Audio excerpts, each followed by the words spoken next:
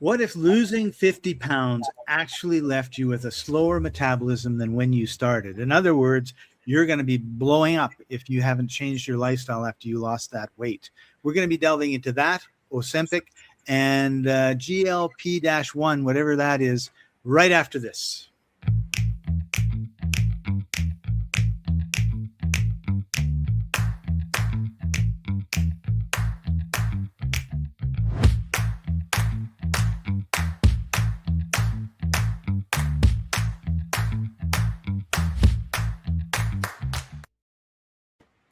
Welcome, everybody. This is the Life Enthusiast Health Shots podcast, restoring vitality to you and the planet. I'm your co-host, Scott Patton. Joining us, as usual, health engineer Martin Patella. Hey, Martin, how are you doing today? Flashy. Doing good. Good. I'm doing good, too. I'm really happy to be alive.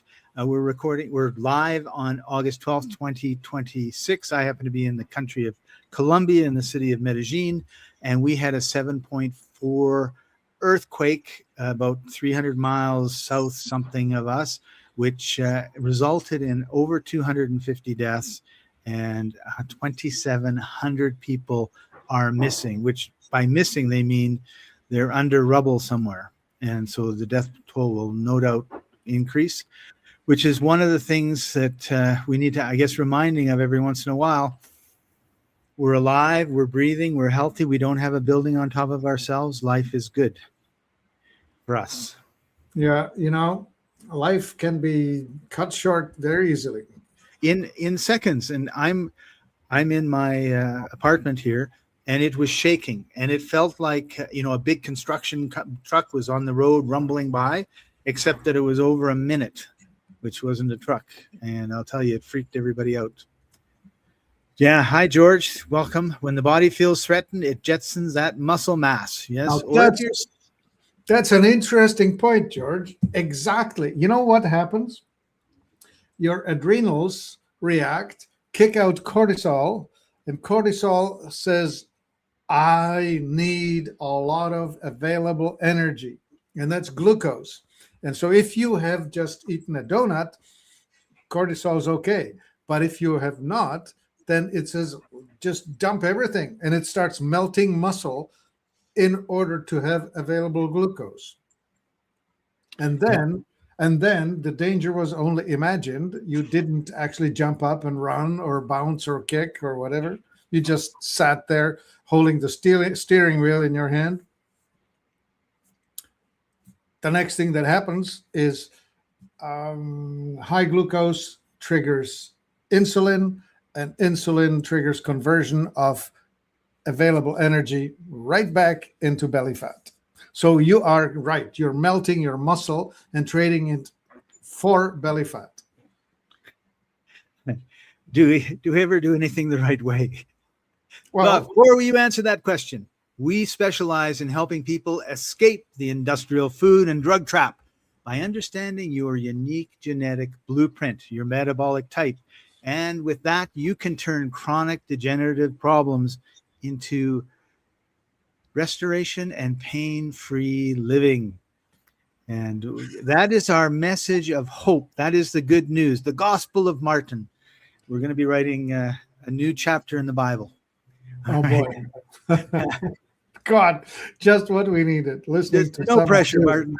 No pressure. Listening to some dude. Well, I could probably do the collective writings or the aphorisms.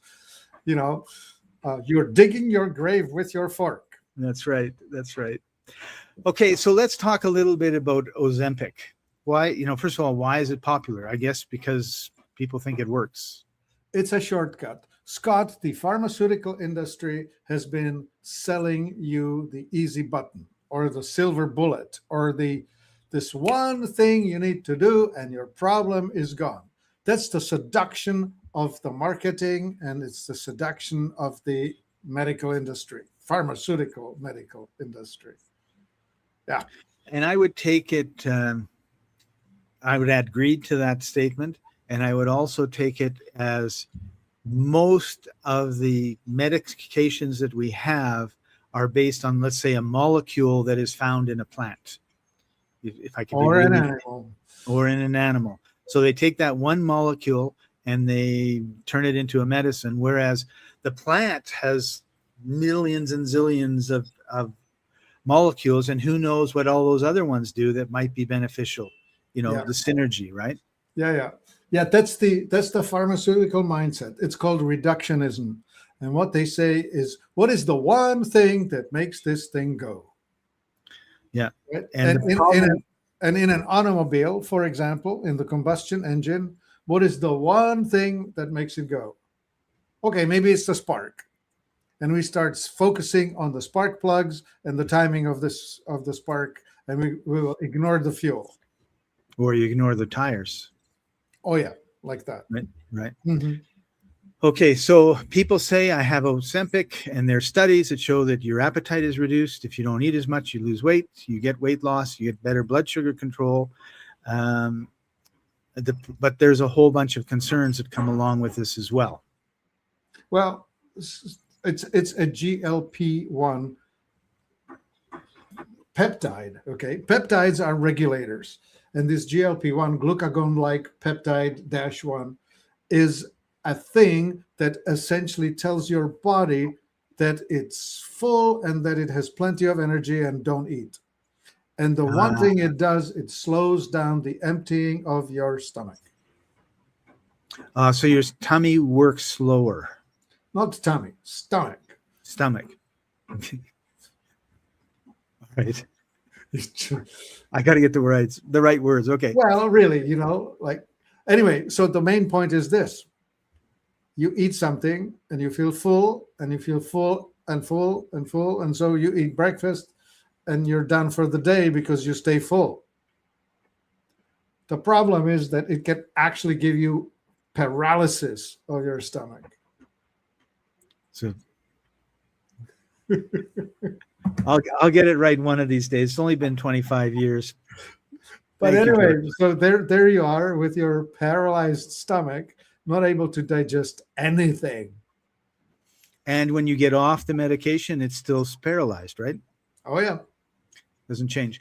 Okay, Martin, I want to bring up our infographic here that we made for everybody. Oh, yeah. Okay. The Ozempic trap versus natural GLP activation. So we have Ozempic. Ozempic, you said, was a GLP-1 peptide, but it's not the same as the GL1 natural. Well, it is the same. It's just that you get so much of it, and it's unnatural. It's like your normal dose that you can stimulate yourself by eating the right stuff will be something like 0.1 milligram. And here you just whack yourself with 1.8 or 2.0. So 20 times the dose of what your body would produce. So it's like if you like tequila in Mexico and you had one teeny little shot, not necessarily a big problem. But if you drink 5 bottles, you have a big problem. And Ozempic is like drinking 5 bottles. Yeah. Yeah. This is the difference between, here's the scaling, right? 1 shot of tequila is good. 20 ounces of it is not good. Well, what shall we call it? Alcohol poisoning.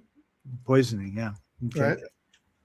All right. So muscle weight loss, 40% of weight loss is muscle. So that's kind of, if you lose 50 pounds, 20 pounds of muscle gone, 30 pounds of fat, like that's not good. Well, so when you start getting on this drug, it will melt you away. Right.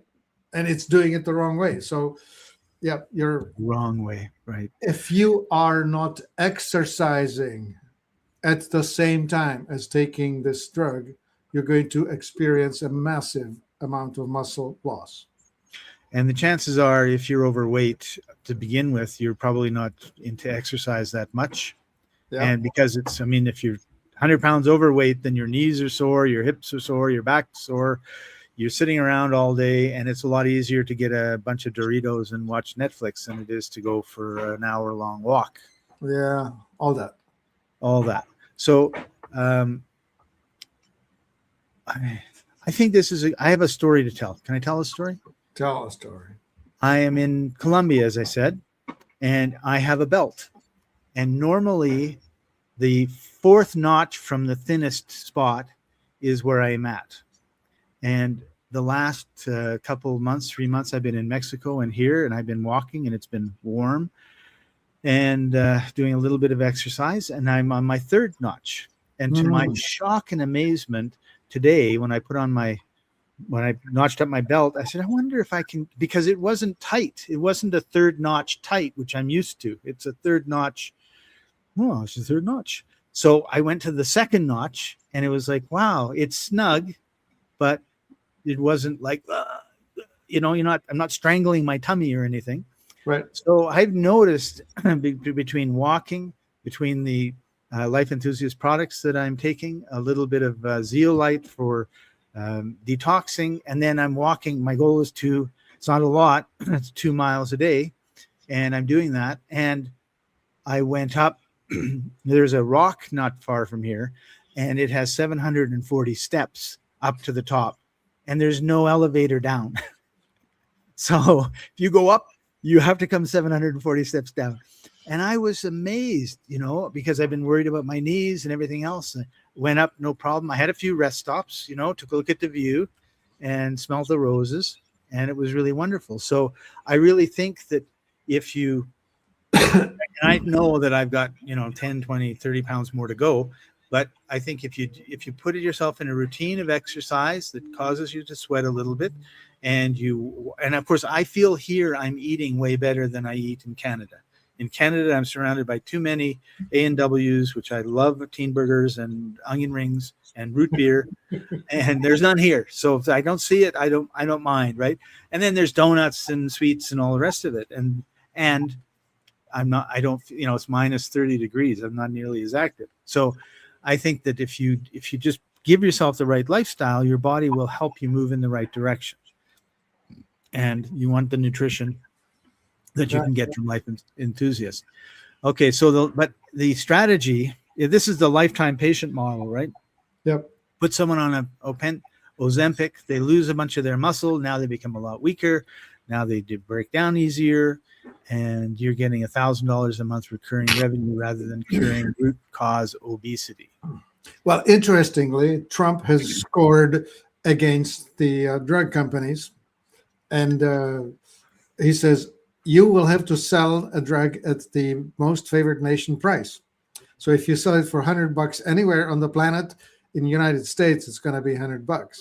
So the price of Ozempic has come down a lot. And it still does the same thing.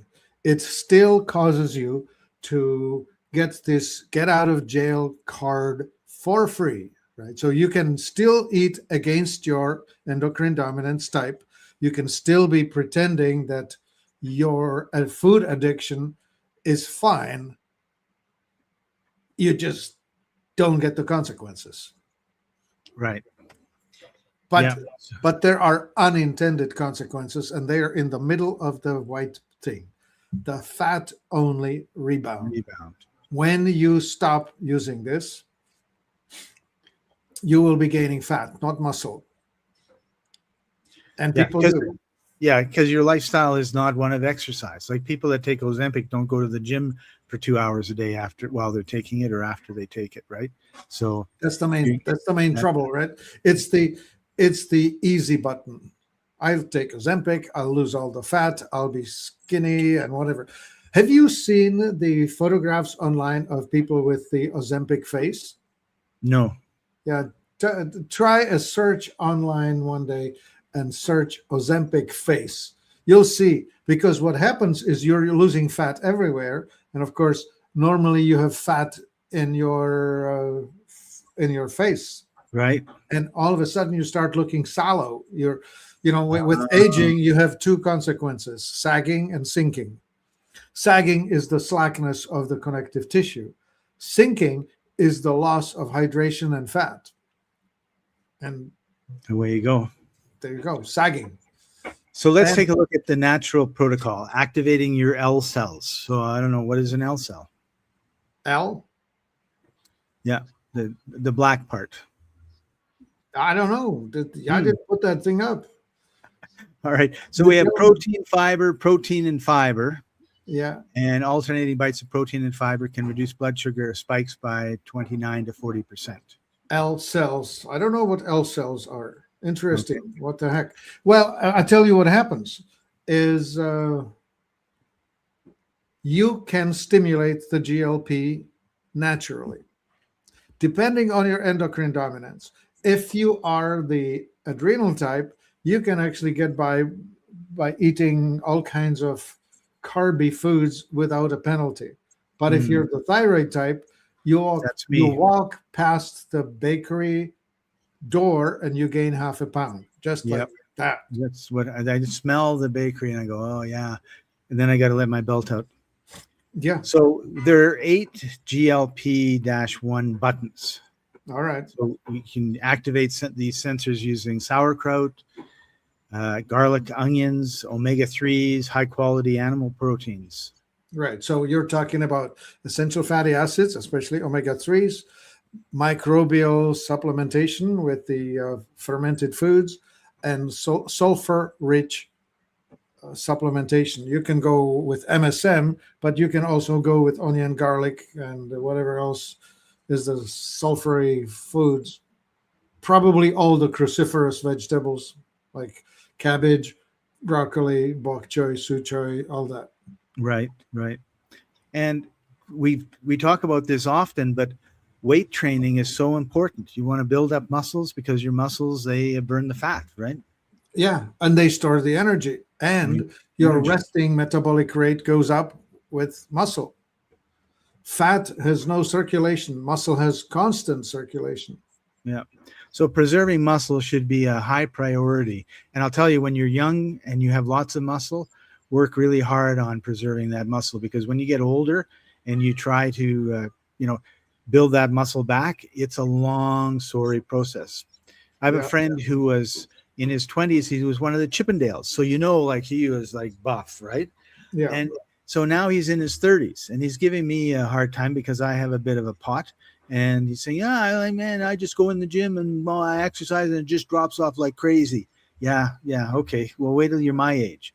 5 years later, he says, yeah, man, I put on a little weight. I've been sloppy. I'm going to go to the gym. A month and a half later, he's whining to me because he can't get rid of the fat and he's not yeah, building his muscle as much. And I says, yeah, like I've been telling you that for 5 years.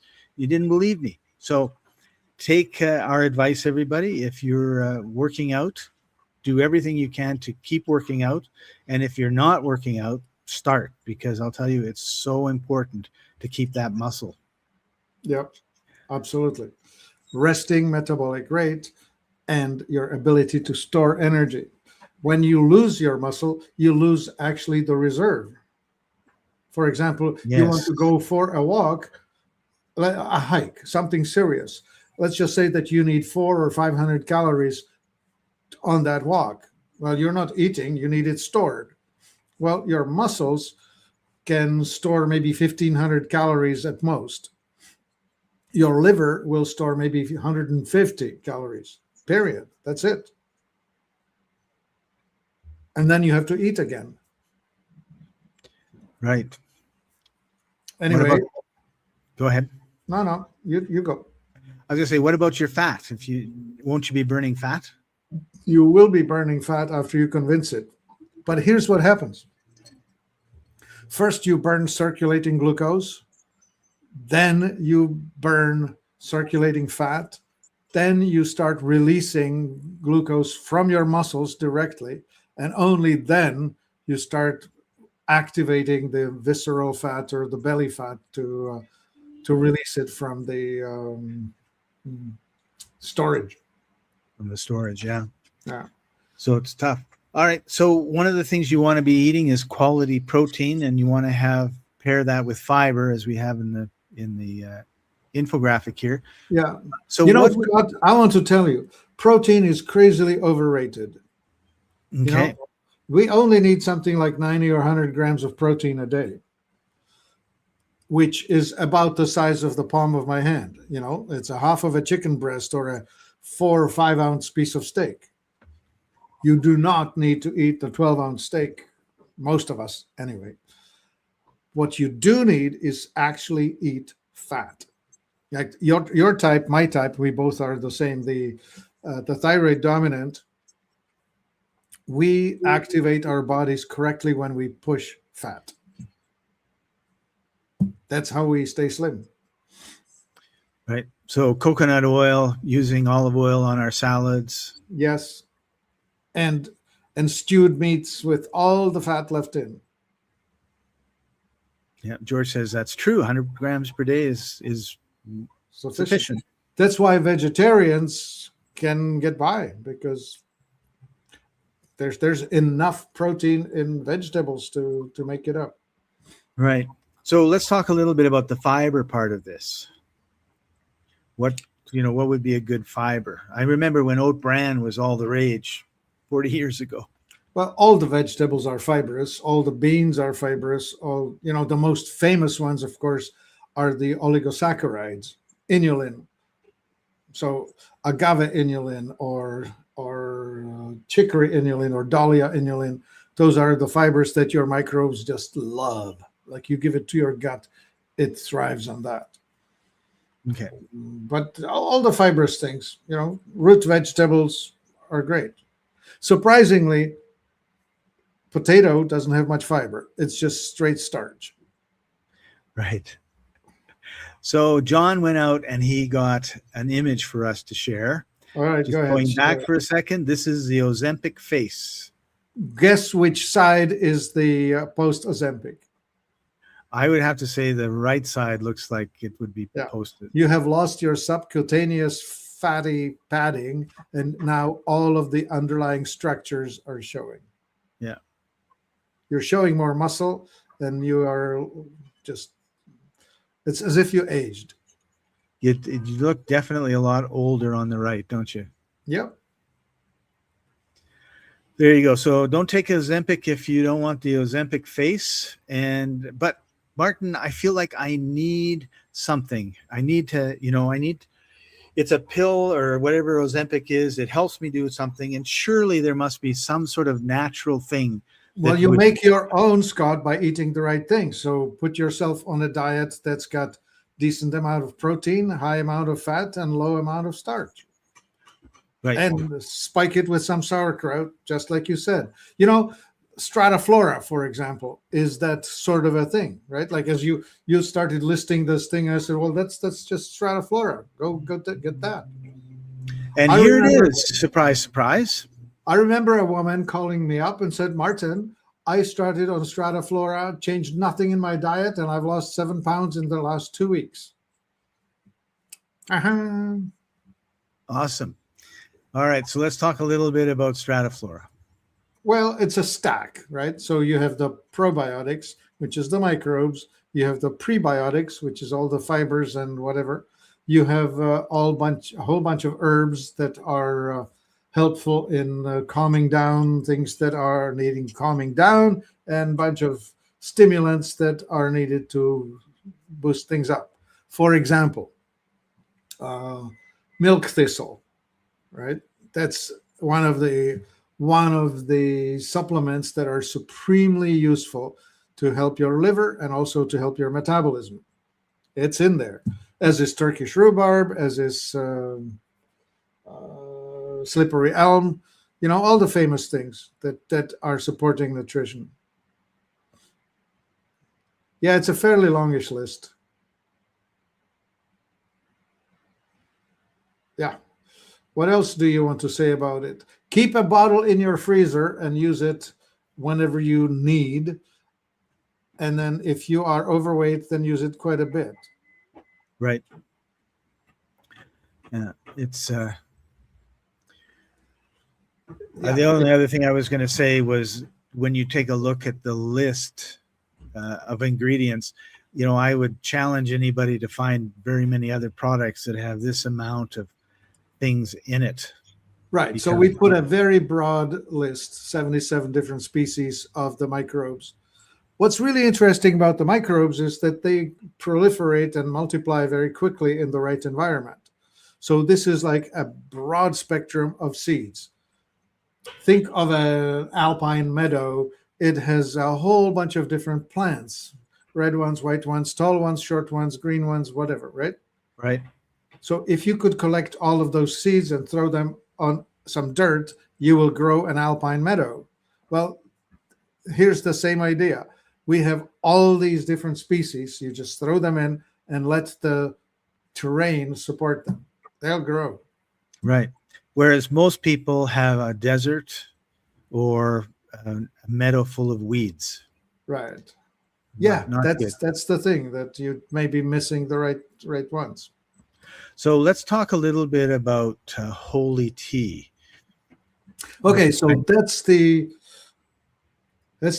part A of a 2-team Ozempic replacement. You can do it by taking berberine and holy tea. Holy tea is a milk thistle supplement.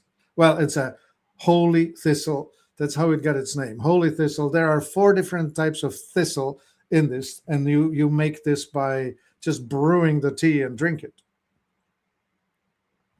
And you combine it with berberine. Berberine regulates your glucose metabolism. We'll get to berberine in a second, and just focus on the natural colon and liver detox. Because if your colon is working properly and your liver is working properly, that makes a huge difference in how your whole digestive system works. Mm-hmm. Yeah, this supports the metabolism. This is your nature's version of Ozempic. Okay, and you brought up berberine, so let's bring that one up. Talk a bit about it.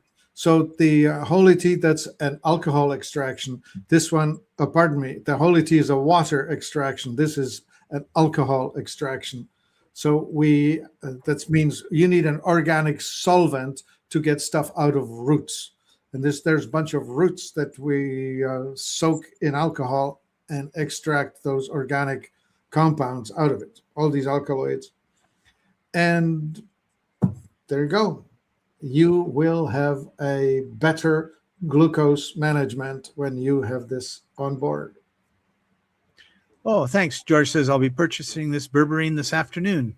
Good on you, George. I really like it. Like I have it every about 2 months, and I really find it helps you control your blood glucose level, right? Yeah. So less spike, less craving, less crash. Yeah. I have far fewer 2 in the afternoon siestas. Yeah, right on. All links for everything will be in the comments and in the description, just to remind everybody. So is berberine like the all-natural Ozempic, or is just different? Well, it's like it delivers the effects of, right? Like we're talking about the GLP-1. It's a signaling molecule. It's a peptide, and with the help of this, you will stimulate the release of those signaling molecules that will regulate your glucose management. Awesome. All right. Yeah. Okay, so let me get rid of that. And yeah, those are really useful nutritionals. Of course, then the last thing is eat for your endocrine dominance. If you are the type that is tempted by starchy foods, and especially if you find yourself with slender limbs, like small diameter around your ankles or wrists, you're very likely the thyroid type. And to reconfirm it, if you're gaining weight on your belly, becoming apple shape, then you're definitely the thyroid type. And your antidote is 3 meals a day and less starch, more fat. Right. And if you're the other type? If you're the adrenal type, you're probably built like a weightlifter with deep chest and massive support, massive limbs, all of that. Your temptation foods would likely be savory rather than starchy or sweet. And your weight gain food is fat. Okay. So this is the paradox. Everybody's promoting the ketogenic diet, keto, whatever, right? Well, it's awesome for the thyroid types. It's a sure trip to the weight gain for the adrenal types. So in other words, you have to pay attention to your body, and you have to pay attention to the food that you eat and to the exercise that you get. Yeah. And I say this often, get a journal and Yeah. write down, this is what I had for breakfast, lunch, dinner. This is how many miles I walked, or this is how I was an hour in the weight room, or I did 90 minutes of hot yoga, like whatever it is, so that you can see. I mean, it's really frustrating for me because I'll say to myself every once in a while, okay, do you have a lot of pain right now, Scott? No, I have almost no inflammation. Awesome. And then 3 days later, oh my God, every part, every joint is just screaming in agony. Like, what did I do? Because for 3 weeks I was so good. And I did something, and I don't know what I did because I didn't write it down. So you need to write down these things so you can look back and you can say, oh, wow. Like, and we can't, there's no excuse. So on every phone is a calendar. Just make an entry. Yeah, and these triggers vary, right? Like some people, for example, have a trigger with salicylates, which could be tree nuts or dried fruit or something from that. Some people are oxalate problematic. That's spinach and their spinach is like 10 times worse than anything else. So I'll put list of one. Or you could be one of the people who has problems with nightshades. And myself, I'm a nightshade trouble. I can have potatoes once a week safely, twice a week, and 3 times a week I hurt. Right. So yeah, awesome. And for me, an eggplant is a fire on the face. It's like instant. You can't have that Greek food then, right? Well, yeah. Well, I can have some. Have some, but not eggplant. You say eggplant, and I forget the name of the dish. It's a Greek dish with eggplant in it. I love it. It's moussaka or something like that. No, not moussaka. Not moussaka. Souvlaki? No, that's meat on a stick. Oh, wow. Well, maybe it's moussaka. Maybe. I don't know. I don't remember. If you know, and let us educate us for a change, everybody. Put it in the comments what it is, and we really appreciate that. All right, Martin, thank you so much for taking time out of your busy day to share this with us. Appreciate you. George says this episode went far too quickly. Another great episode. Thank you, George. Appreciate you and having you here, as we appreciate everybody that tunes in. Please make sure you like and subscribe. Hit the bell every Wednesday, 1:30 in the morning Pacific time, 2:30 in the afternoon in the East Coast. We are live. We love getting your comments. Love hearing what you've got to say. Appreciate you a lot. This has been the Life Enthusiast Health Shots podcast, restoring vitality to you and the planet. And we'll see you next week, everybody. Thanks for joining us. Bye-bye. Moussaka. My body's a temple, but the walls are cracked.